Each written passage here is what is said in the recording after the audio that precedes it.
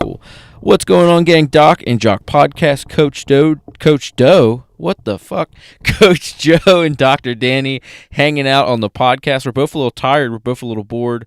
We're both just a little crazy because we're discussing before we get into the topic of the day, which is things you should do every day if you're training for every day. But we're kind of just hashing out how boring our lives are. I think a couple years ago, Danny, we would both have probably been drinking beer together watching the national championship game instead of missing it. We both would have been talking crap about maybe this crazy series, Westworld, but neither one of us are watching it really.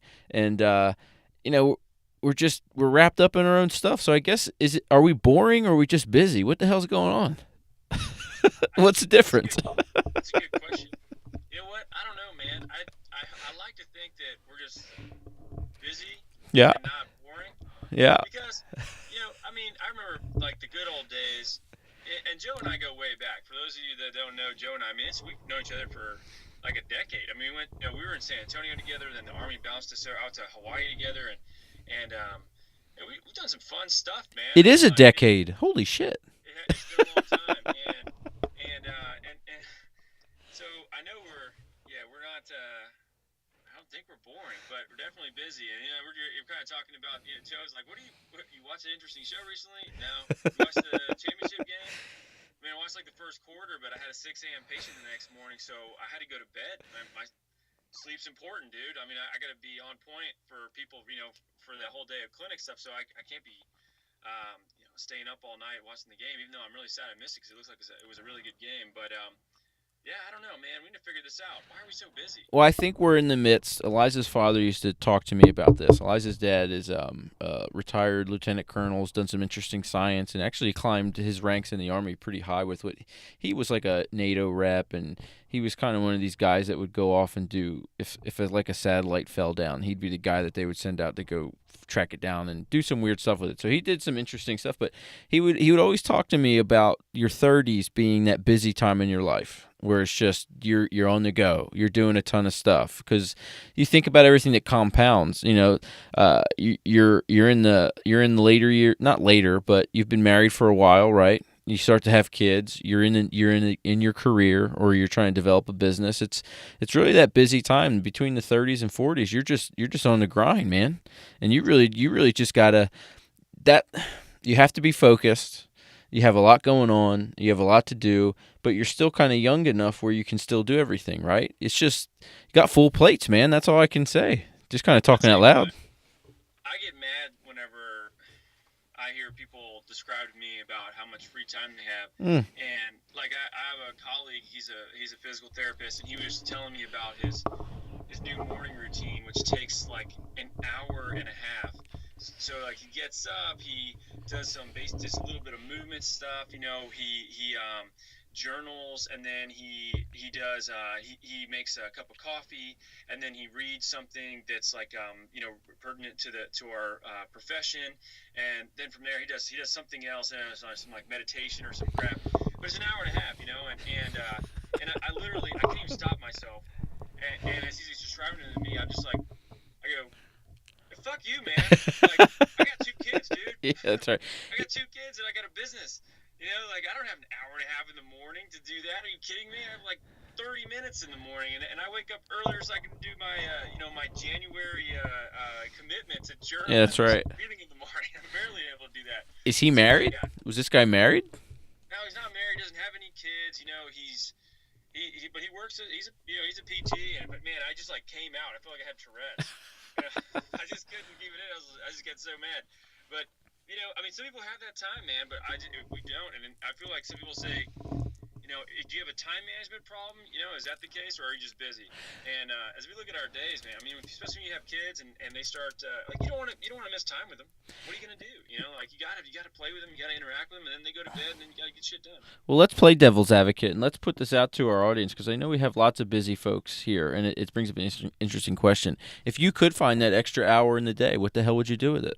Honestly, do you think even if you did have it, you would actually use it productively, or you would just jam it packed with another task to do? So what would you do? Yeah, right now, if you had an extra 60 minutes, what would you do with it? I would probably work more. I'm bad. Would you fill up? Would you? So, what kind of work would you record another podcast with an interesting person? Would you schedule another patient, or would you take on a brand new project with that hour? No, I would probably just do another project. I have a real problem with I think I'm addicted to work, and not in a bad sense, because somebody asked me at a dinner party one time if I had a hobby. I was like, I work out, I hang out with my kids, you know, my family. Yeah, that's about it. I don't really have a hobby, but my hobby is my business Yeah. and work, and I enjoy it. And I think that's odd for people, Sure. because a lot of people go to work and they can't wait to leave to go do the shit they like to do, like photography or whatever it is they like to do. But I get to go to work and do what I actually really like to do, and that's great. So my hobby is what I do to make a living. That's So I in, probably work. that's interesting you say that because me and Eliza are discussing it because Lucy's going to be coming out of school age soon, and there's just all of a sudden I'm going to have like 6.5 hours without the kiddos and doing some stuff, and it'll be time I can. And she's like, "Well, what do you want? Are you going to go?" She's kind of pushing me to start teaching and work again, and the last thing I want is a damn boss. I don't want a boss. So we have a couple things mixing it up. I think I would end up taking on something new. I mean, we have between the podcast and the Joe's Barbell project and this other project that I'm taking on with. If you guys remember Scott Irdella, and also Johnny's helping us out with it. We're building a neat little website, but the I think honestly, you know what I would do for an extra hour? I would interview somebody. I think the favorite thing that I do with my job or my work or my hobbies or with my time is the podcast and interviewing people. And it might not even be, I think with that extra hour, I would try to interview somebody completely off the wall who I didn't even expect to want to interview. Someone who would kind of challenge me, someone who I didn't know anything about. That would be like my it'd be like my podcast mistress. It'd be like that interesting. It'd be just I would get like some interesting person, some dark mysterious woman, and I would kind of talk to her, or some weird creepy scientist, some whatever, just something interesting. I don't know who it would be, but it would be You're yeah, starting to lose me. yeah, You're scientist? yeah, whatever. That's all I heard. I That, just pieced that together. yeah, that's right. I'm into a little weird, something a little weird, but something interesting. I would just talk to interesting person. I like that, the interview Yeah, thing. I mean, I'll yeah, be honest with you, man. Like the podcast, I don't know if people realize just how time consuming it can be. it It can definitely be. is a commitment, and we've been doing this for almost 2 years, and We're haven't doing it. missed a week. We So haven't. keep that in mind. We stick to shit, but the cool thing for That's us is right. we like doing it, man. We do. We stand in our closet. I'm standing in my closet right That's now. right. You and I are gonna have a conversation, and then we're gonna talk to Teresa Larson, who's one of my favorite people. Yeah. Yesterday we talked to the Martins, who started CrossFit Kids. We got all these cool people on the docket that we're gonna talk to, and really smart people we've already talked to. It just helps us as practitioners, With everything. people, just like parents. I think it's awesome, and even if nobody listened to it, I would still want to stand in my closet and talk to people. That's right. And I was even thinking about it too. A lot of people talk about virtual reality in the future and what it might look like. I think it wouldn't be so different than this, except we would be interacting in a little room. So who knows what podcasting or interviewing is going to turn into? I mean, we might actually be kind of plugged up, sitting in our little. We could pick a little scene. Who knows what it's going to be like? But no, I love the interviewing. I love the chatting with folks. So I think that's what I would do, man. Well, cool. So listeners, iTunes reviews on the Instagram or the Facebook. Hit us up with something. I mean, what would you do if you had an extra 60 minutes in a day? I'm really interested in what people would do. I think my wife would sleep, and then when she did roll over for the extra hour of sleep, I would probably tickle her toes and see if I couldn't get her to curl up a little bit. But we'll figure that out, guys. So what would you do, guys? What would you do? But we'll fire it up. I wish I could just see Eliza's face as she listens to this. I just would like nothing more than to just be sitting there, turn the audio on, and sure have no idea you're going to talk about, and then just see her face turn like bright red. That's why I do it, and I love to sneak it in there when no one thinks it's coming because I know when she's listening, she's like, "I can't believe you said that. I wasn't expecting it." So, honey, that one's for you. Awesome. We'll fire it up, guys. So the topic of the day, Dr. Danny and I wanted to talk to you guys about, what are some things you should be doing every day if you're training for every day, right? We're busy folks. People are hitting it hard, and people want to stay active. And Danny, I want to define what it means to train for every day. What are we talking about here with this topic? I like the word longevity. I Yeah. think that's it's something that just speaks to the fact that you're able to function at a high capacity for a long time and remain injury free. And that one word seems to encompass what a lot of people want, what a lot of people are striving for. I mean, unless you have serious competitive aspirations, not to say that you can't be competitive still, you can, but for most people, what they're looking for is to be healthy, look good, feel good, wake up and roll out of bed and not feel like they got hit by a car, and be able to interact with people in their life and do things that they enjoy physically, so whatever that might be. So for me, when I think about training every day or training for longevity, it's really a long-term philosophy to manage your body in the appropriate way, in a healthy way. Cool. It makes sense. What so in my mind I'm like, okay, if we're training for every day, every task every day, what do you think some things, maybe some tasks people should keep in mind that you should be able to maybe jump out of bed and do? And this is kind of and the reason I think of this topic is it's because of the Supple Leopard book, right? Yeah. Where Kelly with his everyday to mobility approach is like, okay, you should just have certain positions all the time, right? So I know you wake up and overhead squat, and so when you get out of bed in the morning, what do you think that are some tasks if you're training every day for that should be kind of, in my mind, what I'm thinking is maybe I always, even though I hate running, I always want to be in enough shape where a 5K is boom, I'm in it. I could run a Yeah. 5K. You know what I mean? Maybe I should be able to back squat X amount percentage of my body or pick X amount of percentage up. So in your mind, what do you think some of those might be? I don't know. I don't know what the. I don't know if I would say I'll put like percentages on like what your back squat should be. Sure. I would say,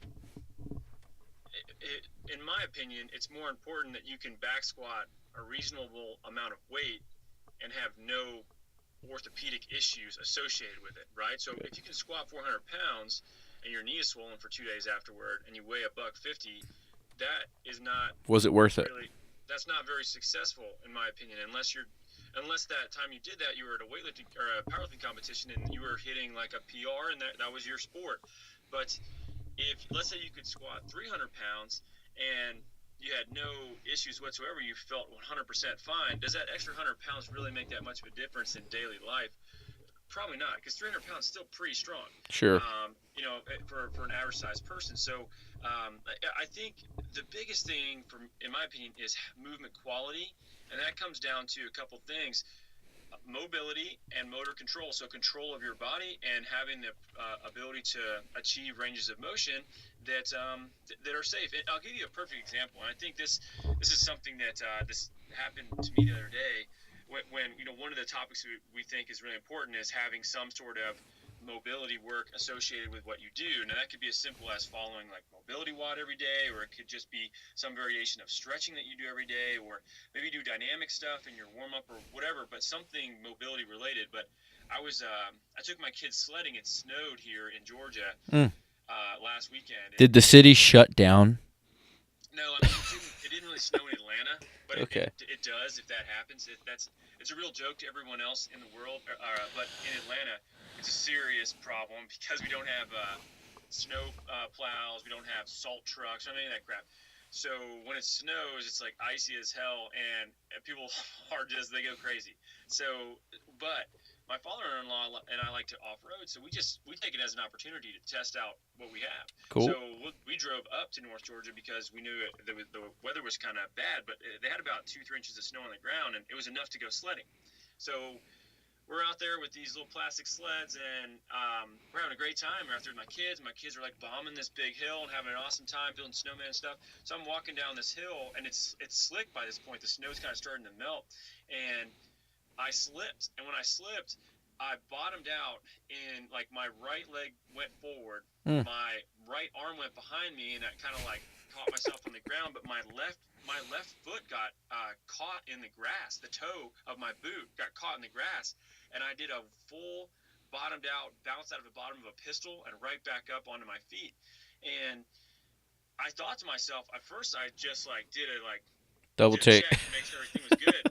And I was fine. Nothing. I mean, I didn't have any negative response to that. But I thought to myself, what if? And I trained those positions. But what if that was somebody that was lacking knee flexion, right? That's a blown out knee. That's a meniscal tear. That's an ACL tear. That's a serious problem that could have happened from that. And for me, it's just an embarrassing story that I could, a little accident I could talk about. And not to mention, not only did you blow your knee out, if you don't have that range of motion, but you're up there on the hill with your old man father-in-law and your two little kids.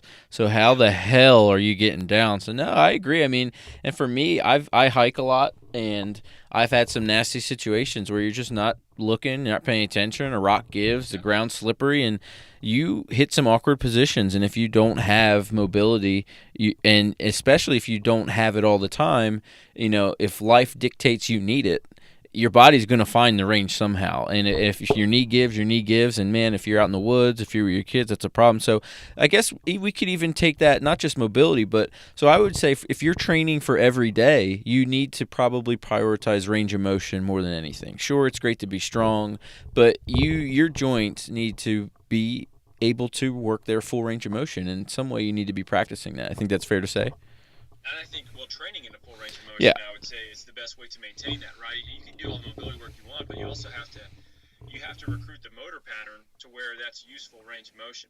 So, if you're going through a range, I think in many cases it's just very easy for us to let our ego take over, and we want to load the bar up with more weight than we can actually control through a full range, so that we do like mid-range movements but our number is higher.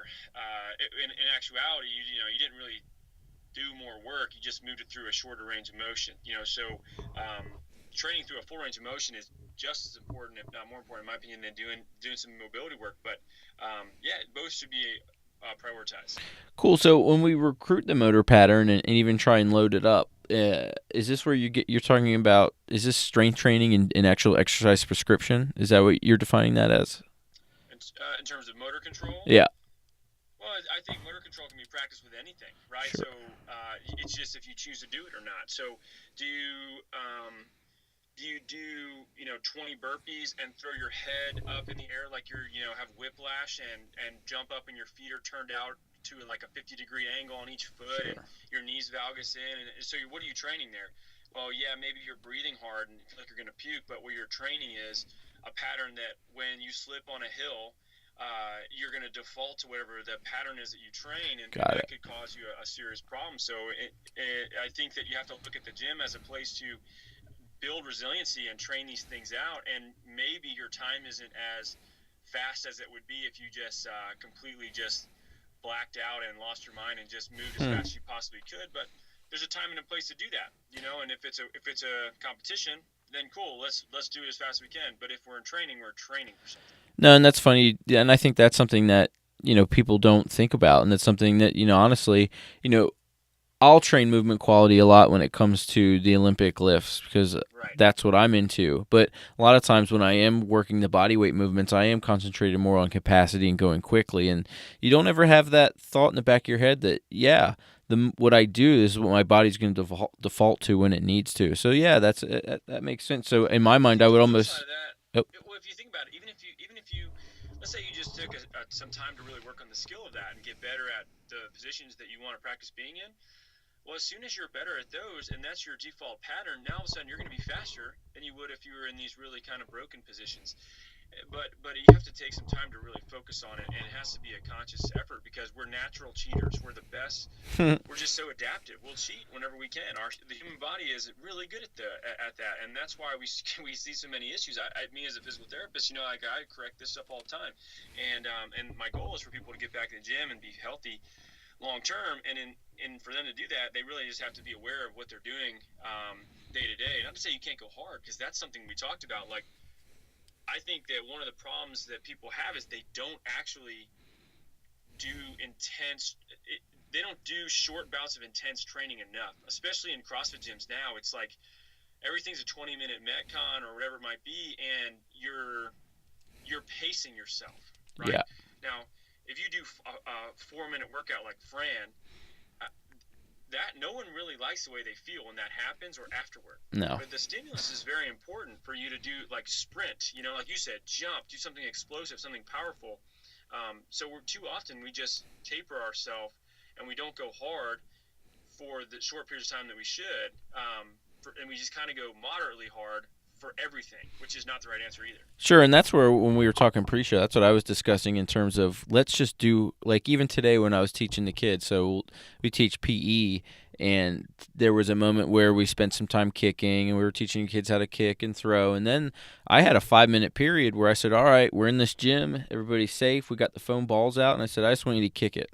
Kick it as hard as you can, have fun with it, and then what we did over the course of the 5 minutes is every minute or so, I just changed what they were doing. Kick it with your left foot, run around, kick it at this target, do this. And the point was for that 5 minutes, the kids kind of moderated themselves where they would pick the ball up and then they'd kick the shit out of it. And it was cool. And I was thinking, well, how many times do we do that? And it gave me a thought. I got into it with it. And it's funny.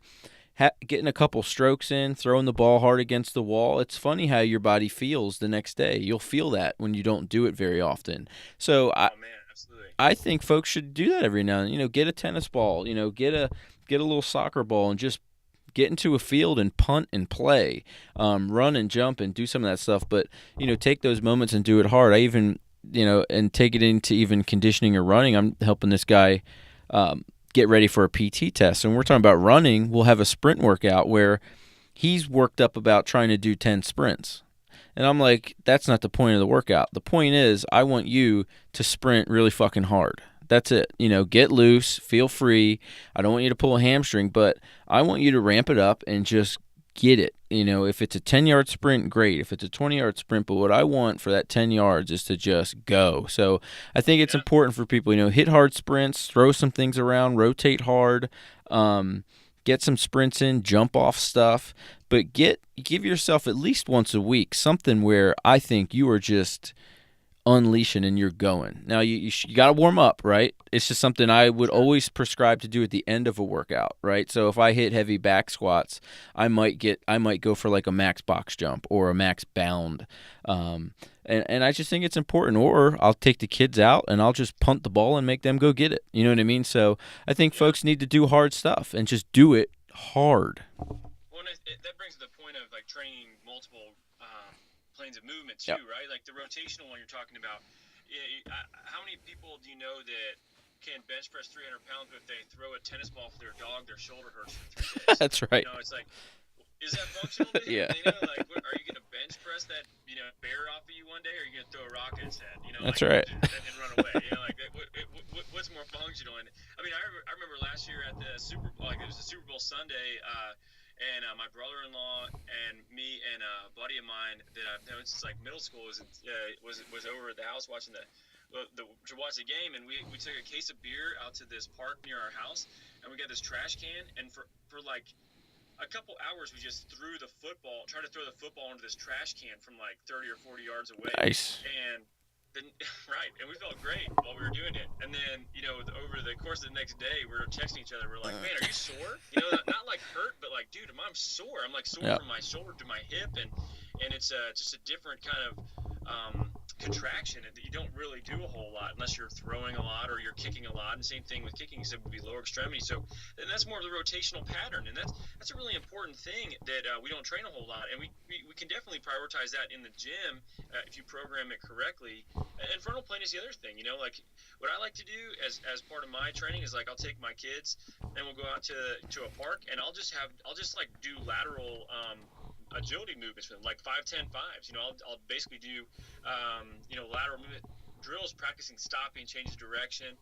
And you'd be surprised if you don't do that in a while. I mean, you feel rusty as could be, dude, and like your ankles feel like unstable. Your knees, you're driving off, and they're like kind of caving in unless you really focus on it. But once you start adding it in a little bit more, it comes back really quickly, and you feel athletic again, which is something we don't really do too much of anymore in most cases. So let's talk about those two areas. So the sagittal stuff we hit all the time, especially if folks who listen to this podcast, a lot of us are swinging kettlebells, a lot of us are picking the barbell up, a lot of us are doing pull-ups and our press variations. But the frontal plane and the rotational stuff I think is important. I think, who was it we talked to? Resilient PT, the PJ guy. Yeah, Doug Kachijan. Yeah, Doug Kachijan's feed is one of my favorites because Awesome. they post a ton of really cool, really thoughtful med ball drills, different things that integrate jumping laterally, catching things, stuff that when you look at it, you're like, oh, that's okay. That reminds me of warming up when I was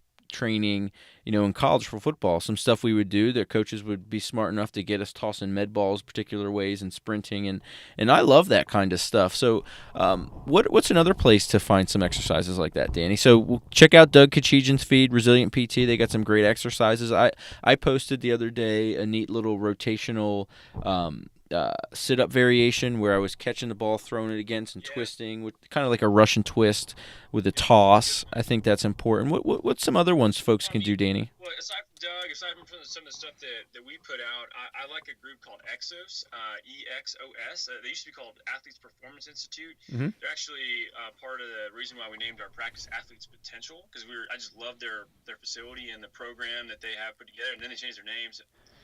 Whatever. We didn't like their name that much. But Exos is it's like this sports performance boutique kind of facility. They have a couple of them. But when I was there, I spent a week there doing some mentorship work with them. I would say 60+% of what they trained was lateral and rotational. It was a complete 180 compared to what we typically train. But they only work with athletes, right? So they only work with primarily athletes. So baseball players, football players, soccer players, and pros. So these people are high level. And they did a ton of that. So I really like anything that they put out is really good. They do a ton of good content. They've got a ton of resources on their website. I don't know too much about their social media handles. I'm sure they have good stuff with that, but I really like their approach quite a bit. And all the special operations strength coaches that are contracted for these different groups, they all go through Exos for training. So they're very, very well trained. And you bring up special forces guys, and even Pat and Chris McNamara's feeds are great. Pat posts some crazy stuff. Awesome. He's throwing sandbags, jumping around. Yep. He's got some actually, and he's even got some, you wouldn't think it, but he's got some great variations that are actually low impact too. So you can go hard. So check that out, guys. Anything you can kind of do to rotate, and even some really simple ones that you can cruise. You can check out my feed or Danny's feed or even our YouTube pages. But just the banded rotational stuff where you're just kneeling, that kind of what is it? What's this one exercise that Jill Miller told me about? And I checked her feed out, and I actually do it a lot now. It's that Pilaf press. Yeah, Pilaf press. Now, who is Pilaf, by the way? I don't know the backstory to it. What is the name? That's primarily like an anti-rotational drill. Yep. Right. So that's a great one, especially if you're trying to cultivate some strength in your trunk. Yep. That's a really, really good drill, and it's also, it's super low barrier to entry. You can get people doing that from day one. With my chronic back pain patients, that's one of the very first things that I have them do. Just because they're not really moving, they're just stopping movement from occurring. Yep. And there's different variations to it. Like there's some movement stuff you can do with it, or there's basically just some isometric holds that you can do with it as well. And they're both really good. Well, and I'll tell you what I've done with it, because just experimenting is when I come up with a new exercise like that, I'll play with it for a while. But I've actually kind of looked through some of my footage of where I kind of have sticking points in my squats and my cleans. And what I've ended up doing is I'll kind of get into that quarter squat position where I usually die in my squat, because I can usually always get out of the hole, but it's right above parallel where I get stuck. So I'm training that sticking point. So what I end up doing is I'll get into that quarter squat position, and then I'll do that plof press. I call it a band press because I don't know how to say the damn name. Yeah, Palloff. I do these Palloff presses, but I'll get into that sticking point and press it. And what I feel is that I'm engaging my trunk in an interesting way, and I'm hoping that it translates into battling through that sticking point a little harder. So it's interesting stuff. It's a cool exercise, but I like it. Thank you, Jill, for emailing that one to me. But so after hitting the three planes, when we're talking about some other things to get into, we talk about mobilizing every day. How should folks? I would also prioritize. Folks should be hitting strength movements. You should be training strength in some way, whether you're swinging kettlebells, picking heavy kettlebells up, the barbell, picking heavy sandbags up. You have to hit your strength. Correct? Absolutely. Yeah. And we talked about this a little bit before the show too, and it's kind of the philosophy of. There's probably not too many people that listen to this podcast because it's more functional fitness and practitioners that are smart with this stuff. But the general population, when you look at what's happening at like LA Fitness or a Lifetime Fitness or whatever corporate gym, most people are doing some sort of a split routine, as some sort of bodybuilding ish kind of strength development routine, and what they'll never skip is chest and tri day, but what they'll always skip is leg day. Sure. And which is very counterintuitive to the way we move around is with our legs, right? Like, I mean, wouldn't you want to have the strongest, most functional, objects that you're walking around on, like day to day? And they've even shown some strong indicators with longevity associated with leg strength, lower extremity strength. It's because everything is easier whenever your legs are strong. Like, think about just going up and down stairs, like getting in and out of your car. I mean, like, day-to-day stuff, activities of daily living are easier if your legs are stronger. That means your heart doesn't have to work as hard, and your lungs don't have to work as hard. I mean, you're more efficient at moving through the world. So I guess what we need to do there is just talk about how folks. So in a general sense, I can remember, like they'll make the big joke that Monday's International Bench Day, right? So something that even get into weightlifting. I rarely train just my upper body anymore, and for me though, I always have to get a heavy back squat in or a heavy squat variation and some kind of heavy work from the ground before I'll do an upper body day. That's just a rule that I have. Like I have to hit the other ones first. And honestly, when it comes to weightlifting, you don't want a huge, burly, immobile chest anyway. So even when I get into a lot of that upper body auxiliary work, I'm actually doing a good amount of tri work. I've been doing a lot of heavy band work where high rep stuff that I didn't do before. Like getting on the band and hitting 20 solid quick reps, some stuff like that.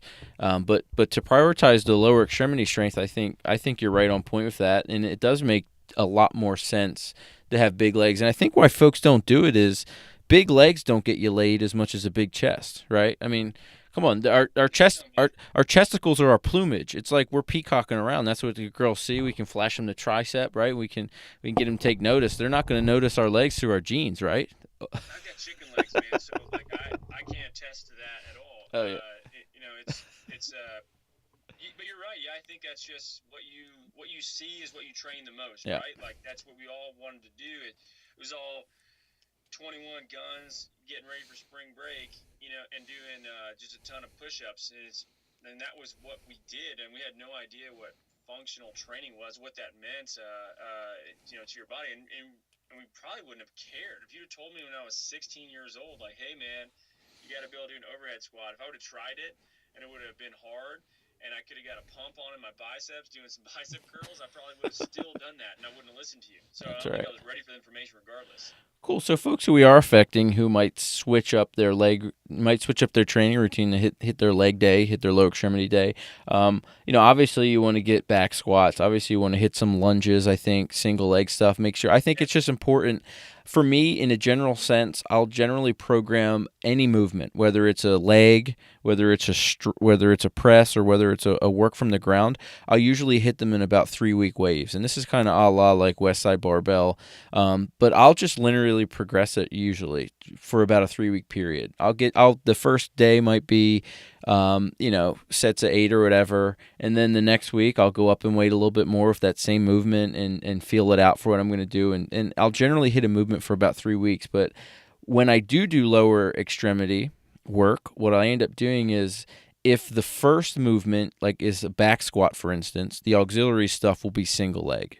And then vice versa, the next 3 weeks, if the lunge is the priority for strength, then I'll switch it up and maybe do a goblet squat. So I just think it's important that mix it up. Make sure you're doing some lateral stuff, maybe some lateral lunges. Make sure you are mixing it up between double and single leg. But also, Danny, when we do get into upper body work, there are good and bad ways to train the upper body. And I think the biggest mistake folks make is they do horizontal pressing. That's all they're going to focus on. Guys, they hit the bench. I just think when you do hit the upper body, whether you're doing upper body pushing or pulling, I think it's just a priority to just have a good mix of angles. And what I'm talking about there is, are you hitting a horizontal press? Are you hitting a vertical press? And then maybe something in between, like an incline press. I think that's really important to switch up the angles. Even pulling, right? I mean, Same thing. Yep. so many vertical pulls, getting a horizontal pull in there is really important as well, to train other parts of your back. No, very good, and I think in a general sense, it's just mixing it up, right? And it's the same thing too, where I am doing a ton of vertical pressing. So we jerk a lot with weightlifting. I push press a lot as my primary strength builder for overhead capacity. So what I end up doing is a lot of horizontal, different push-up variations. Again, Pat McNamara has some great push-up variations to check out. But I do actually a lot of like. I'll do single arm pressing quite a bit where I'll leave one up for stability, some things like that. So, man, it doesn't have to be really hard. I just think you just have to have a thoughtful way to mix things up where you're hitting it. And then lastly, Danny, when we are training this strength stuff, do you think there's value in hitting a little bit every day, or should we focus on one region? No, I think it's I think if you're looking for general functionality, Mm-hmm. it's best to do bigger movements more frequently. Yep. Right. So like a lot of different movements versus if you're trying to affect an asymmetry or build strength in a very specific area, you're probably better off isolating areas. But for most of us, that's not really what we're going after, unless it's some sort of bodybuilding style training, or you're trying to shore up a different side to side and some sort of strength asymmetry that you've caught. And then there's definitely a place for that. But I think it's what your goals are, right? I mean, chances are 20 minutes on the elliptical is probably not going to help you a ton, in life. But, you doing some functional movements that are strung together with limited rest, and you get a metabolic effect from that. I mean, that's going to really be more specific towards what you want to do in your day-to-day life than isolating it. Yeah, fired up. Well, guys, I think Danny, we hit some neat things that I think people need to consider if they're training every day for every day. And honestly, I think the last one for me might be not to try to train every day. Honestly, for me, if I try and train 7 days a week, I'm going to get 2 in. I don't know why it's like that, but if I schedule 3 days a week, more often than not, I get the 4th bonus day in. And the 4th bonus day ends up being fun, a day where I can kind of cut loose and do some different stuff. So for me, if the program looks daunting on paper and it stresses you out on paper, it's not going to do it. So honestly, I would program less. It's as simple as putting the squat up, putting the accessory leg movement in, and then a quick little burner at the end. And then you'll be amazed at what your mind will come up with in terms of putting in different types of drills to experiment with warming up. So I would just, the last thing, if you're training for every day, don't look for the sexy, fancy, crazy program that's got 30 different movements, because you're going to stress it. You're not going to do it. So keep it simple, keep it smart, change it up. And I think the bullet points for us too is also quality range of motion, hit your planes of movement, get some rotating in, watch that frontal plane stuff, and then just be smart and get that strength stuff in. Absolutely. And, guys, this is a question we get this a lot, so Joe and I want to touch. It's also something we've been working on for a while now, is some programming that we can, put out for everybody else to do, because this type of training, what we've found is there's just very little out there where people can follow a progressive plan that really is well thought out and has some thought behind it, not necessarily just spaghetti thrown on the wall of mixing burpees with other things. So keep a lookout for what Doc and Jock has coming out. We got some programming that's gonna be coming out. Should be next month, right, Joe? Yeah, hopefully February. I think we're going to be working with Train Heroic to put a neat little thing out, and it'd be cool to jump on board and see what that's look. I think we're gonna be called the Doc and Jock base plan, base strength conditioning. So it's going to be kind of just like this everyday stuff where you can train smart and again be able to engage in life to the fullest. I think that's the goal. The normal everyday tasks is, even as much as I like weightlifting, I get as big a kick as getting on the platform as I do about being able to, walk 8 miles up a hill and see a cool view without worrying about it. You know what I mean? So I think that stuff's really cool. But yeah, so look out for that. And also, I'm really interested, Danny, to see if we can get some listener interaction on that opening question. I'm super interested to see what our audience would do. Our buddies, the folks who listen to the show, the people who support this show, and we appreciate you. I want to know what you guys would do with that extra hour. So you can review the podcast, put it in there. Maybe we'll feature the best one in an iTunes review. And don't forget, guys, we do want to interact with you. So leave some reviews and ask us a question. We've had some great ones. Danny, you just had a really cool email come to us about a woman, right? Who is into a show, and one of your shorts really turned her on, and she related with it, right? Yeah, it's cool. It's so awesome to hear from people that listen to this show, and yeah, it's somebody that's listened to the one I talked about. My friend whose brother, unexpectedly died of cancer, and he ended up he's an attorney. He ended up going back to physical therapy school, and it's a really interesting kind of turn of events for him. And I keep up with him now, so talk to him pretty frequently, and he's just ecstatic to be learning things that he's always been interested in, and it's a very scary change, um, but but yeah, the person reached out to me and is thinking about doing something similar. And if we can help you guys out, I haven't had time to respond to that email just yet. I will, probably tomorrow. So if you hear this and I haven't gotten back to you, then I'm really a jackass because it won't come out for like 2 weeks. But it's really amazing to us to hear the feedback, because when Joe and I we talked about this, like when we hit send on this podcast and it gets put out to the world. We see the stats. We know there's a lot of people that are listening to it, but it's not like we get a ton of feedback on things, that we talk about, and it's always so cool for us to be able to hear some honest feedback and appreciation for some of the things that we say, because especially that podcast, we almost didn't put it out. I didn't know if it was appropriate. That's right. For what we talked about, but it was just something that I thought was important, and I'm glad that it helps someone. If just one person, then it'd be worth it. So yeah, if you have anything you'd like to talk to us about or reach out to us about, you can always contact us on the website. There's a contact request form in there. We can just submit whatever you want. It comes straight to us, or it doesn't always have to be a review. The reviews do help us a lot, but if you just have something you want to talk to us about, or shoot us some feedback, we'd love to hear it. Yeah, and we are looking at those emails. We're the only ones who do it. We're not big enough yet where we got assistants, and I don't know if we'll ever have it.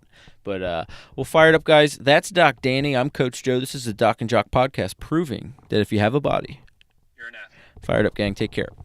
Cool. Sweet. Is Teresa ready?